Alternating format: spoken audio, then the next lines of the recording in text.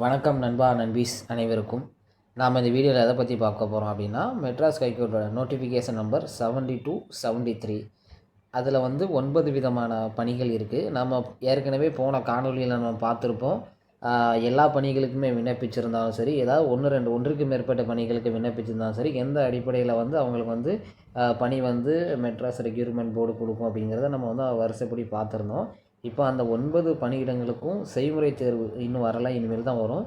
அப்படி வரும்போது அந்த 9 செய்முறை தேர்வுக்குமே ஒரே மாதிரியான ஸ்கில் டெஸ்ட் இருக்குமா, இல்லை தனித்தனியாக இருக்குமா, இல்லை எந்தெந்த பணிகளுக்கெல்லாம் ஒரே மாதிரியான ஸ்கில் டெஸ்ட் இருக்கும், இந்த மாதிரி பலவிதமான கேள்விகளுக்கான ஒரு பதிலாக இந்த காணொளி இருக்கும். வாங்க அதை நம்ம பார்க்கலாம். முடிந்த அளவு விளக்கமாக சொல்ல முயற்சி செய்கிறோம். இப்போ நோட்டிஃபிகேஷன் நம்பர் 72ல் என்னென்ன பணியெலாம் அவங்க அறிவிச்சிருந்தாங்க அப்படின்னு பார்த்தோம் அப்படின்னா, ஜோப்தார், ஆஃபீஸ் அசிஸ்டன்ட், ரெசிடென்டல் அசிஸ்டன்ட், அப்புறம் ரூம்பா, இந்த பணிகளுக்கு அவங்க அறிவிக்கை வெளியிட்டிருந்தாங்க 72ல். 73ல் என்னெல்லாம் விட்டுருந்தாங்க அப்படின்னா,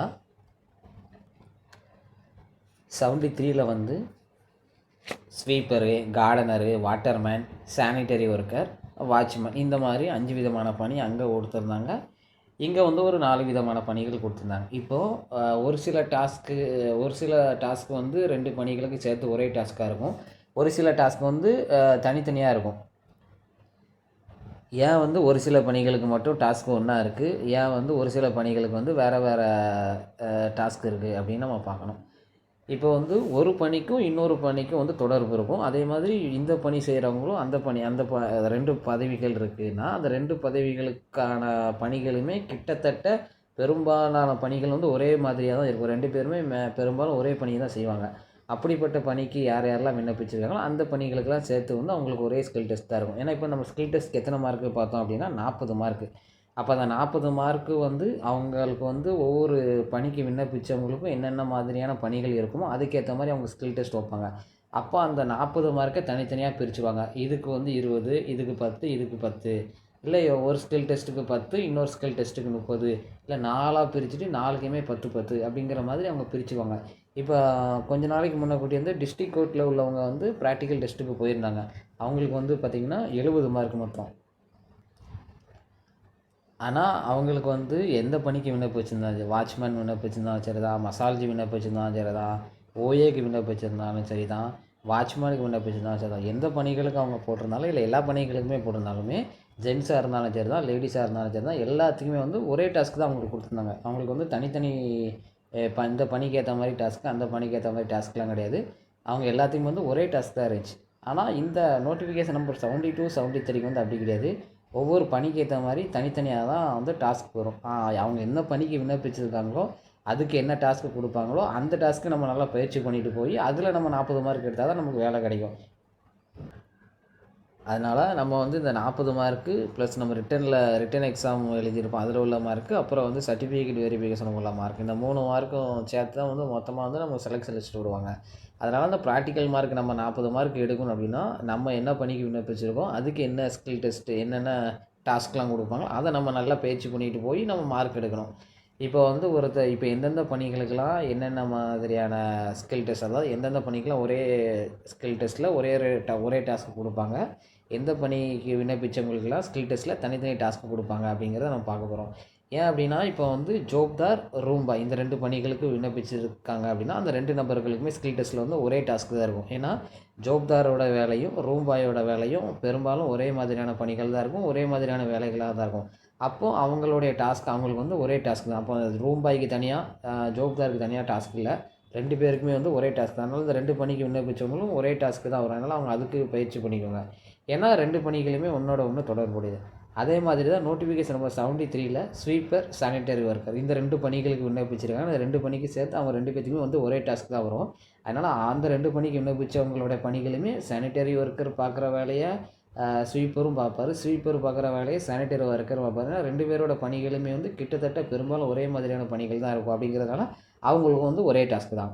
அப்புறம் பார்த்தோன்னா கார்டனர், வாட்டர்மேன். ஸோ கார்டனிங் வேலை பார்க்குறவர் வாட்டர்மேன் வேலையும் இருக்கும். ஏன்னா அவருக்கு தண்ணி பாய்க்கவும் செய்வார், வேறு பாத்தி வெட்டுறது, செடிக்குள்ளே பூ பறிக்கிறது, எல்லா வேலையுமே கார்டனர் பார்ப்பார். அதே தான் வாட்டர்மேனும் அதே மாதிரி பாத்தி வெட்டுறது, தண்ணி பாய்ச்சுறது, அப்புறம் கிளைகள் வெட்டுறது, புல் செதுக்கிறது, இந்த மாதிரி வேலைகளை வாட்டர்மேனும் பார்ப்பாரு. ஸோ அப்போது வாட்டர்மேன் வேலை, கார்டனர் வேலை ரெண்டையும் ஒன்றோட ஒன்று தொடர்புடையது. ஸோ அப்போ அவங்க 2 பேத்துக்குமே வந்து ஒரே டாஸ்க் தான். வாட்டர்மேனுக்கு, கார்டனருக்கு ஒரே டாஸ்க்கு தான் வரும் ஸ்கில் டெஸ்ட்டில்.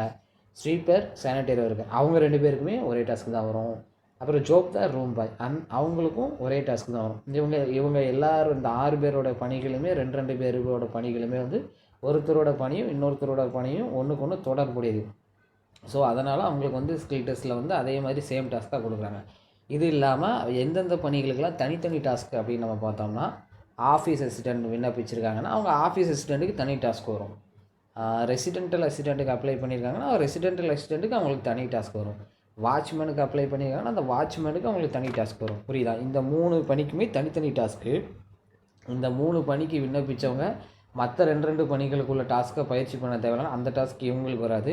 ஸோ இந்த 3 பணிகளுக்குள்ள டாஸ்க்கு இந்த 3 பணி விண்ணப்பிக்காத வேறு பணிக்கு விண்ணப்பிச்சிருப்பாங்களா, அவங்க வந்து அந்த டாஸ்க்கு பார்க்க தேவையில்லைன்னா வாட்ச்மேனுக்குள்ள டாஸ்க்கு வாட்டர்மேனுக்கு வராது.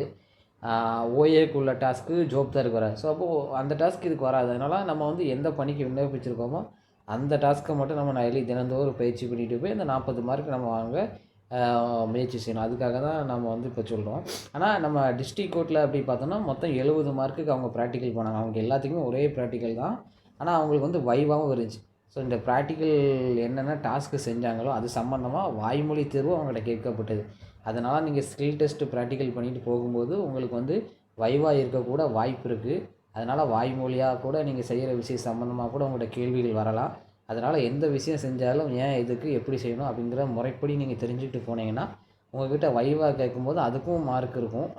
அதுவும் அந்த டாஸ்க்லேயே நமக்கு கொடுத்துருக்காங்களா ஸ்கில் டெஸ்ட்டில் உள்ள டாஸ்க்லேயே அந்த வைவாக்குன்னு கூட சில மார்க் வந்து ஒதுக்குவாங்க. அப்போ நீங்கள் வந்து அவங்க கேட்குற கேள்விக்கு நீங்கள் செஞ்சதை வந்து கரெக்டாக ப்ராப்பராக முறைப்படி பதில் சொன்னீங்கன்னா அதுக்கும் உங்களுக்கு மார்க் இருக்கும். அதனால் அவங்க கேள்வி கேட்டால் இது எப்படி செஞ்சீங்க, அது எப்படி செஞ்சீங்கன்னு கேட்டால் அதுக்கு கேட்குற கேள்விகளுக்கு பதில் சொல்ல தெரியணும். அதனால் எல்லாத்தையுமே செய்யும்போது முறைப்படி எப்படி செய்யணும் அப்படிங்கிறத தெரிஞ்சுட்டு போனீங்கன்னா உங்கள்கிட்ட வைவா வச்சாங்க அப்படின்னா வந்து நீங்கள் அதுக்கு பதில் சொல்லலாம். பதில் சொன்னால் அதுக்கு உங்களுக்கு மார்க் கிடைக்கும். ஏன்னா டிஸ்ட்ரிக்ட் கோர்ட்டு வேக்கன்சிக்கு அப்ளை பண்ண போனவங்க எல்லாத்தையுமே ஸ்கில் டெஸ்ட் இருந்துச்சு ப்ளஸ் வைவா இருந்துச்சு. ஏன்னா அவங்களுக்கு வந்து மொத்தம் வந்து 70 மார்க்கு. அது 6 டாஸ்க்கு ப்ளஸ் வந்து இந்த வைவாவோட சேர்த்து 7 டாஸ்க்கு இருந்துச்சு. ஒரு சில பேருக்கு மொத்தத்திலே வைவாவோட சேர்த்து 6 டாஸ்க்கு கூட இருந்துச்சு. ஸோ ஆனால் 70 மார்க்கு ஸ்ப்ளிட் பண்ணி தனித்தனியாக தான் பிரித்து தான் வச்சுருந்தாங்க. ஸோ இந்த டாஸ்க்குக்கு இவ்வளோ மார்க்கு, இந்த டாஸ்க்கு இவ்வளோ மார்க்கு, இந்த டாஸ்க்கு இவ்வளோ மார்க்கு, வைவாக்கு இவ்வளோ மார்க் அப்படின்னு எல்லா டாஸ்க்குமே தனித்தனியாக பிரித்து வச்சுட்டாங்க. இப்போ உங்களுக்குமே அப்படி தான் ஸ்கில் டெஸ்ட் 40 மார்க்குனா 40மே மொத்தமாக ஜோப்தார் பணிக்கு போனோம் அப்போது விண்ணப்பித்தவங்களுக்கு ஒரு டாஸ்க் வைக்கிறாங்கன்னா அந்த ஒரு டாஸ்க்குக்கு எல்லாம் வரும். அந்த ஒரு 2 நமக்கு எந்த பணிக்கு விண்ணப்பிச்சு எந்த டாஸ்க்கு கொடுத்தாலுமே சரி, எத்தனை டாஸ்க் வேணாலும் கொடுக்கலாம். 1 தான் கொடுக்கணும். 40 மார்க்குனாலும் அப்போ 4 டாஸ்க் கொடுப்பாங்க. 40 மார்க்குனால ஒரே டாஸ்க் தான் கொடுப்பாங்க. அப்படிலாம் கிடையாது. அவங்க 7 டாஸ்க்கு கொடுக்கலாம், 10 டாஸ்க் கொடுக்கலாம், ஒரே ஒரு டாஸ்க் கொடுக்கலாம், 2 டாஸ்க்கு கூட கொடுக்கலாம், இல்லை ஒரு டாஸ்க்கு ஒரு வைவா எப்படி வேணாலும் அவங்க கொடுக்கலாம். ஆனால் அவங்க கொடுக்குறத வச்சு அந்த 40 மார்க்கை அவங்க தனித்தனியாக பிரித்து கொடுத்துருவாங்க. அப்போ நீங்கள் வந்து எல்லாத்துலேயுமே நல்லா செஞ்சால் தான் அந்த 40 மார்க் வந்து நம்ம ஃபுல்லாக வாங்க முடியும். அதுதான் நாம் வந்து சொல்ல வரோம். அதனால் எல்லாருமே வந்து நல்லா ப்ராக்டிஸ் பண்ணுங்கள். என்னென்ன பணிக்கு விண்ணப்பிச்சிருக்கீங்கன்னு நம்ம மறுபடியும் மட்டும் சொல்லுதேன். ஆனால் நீங்கள் எழுதி வச்சுக்கோங்க. ஜோப்தார், ரூம் பாய் இந்த ஒரே டாஸ்க்கு தான்.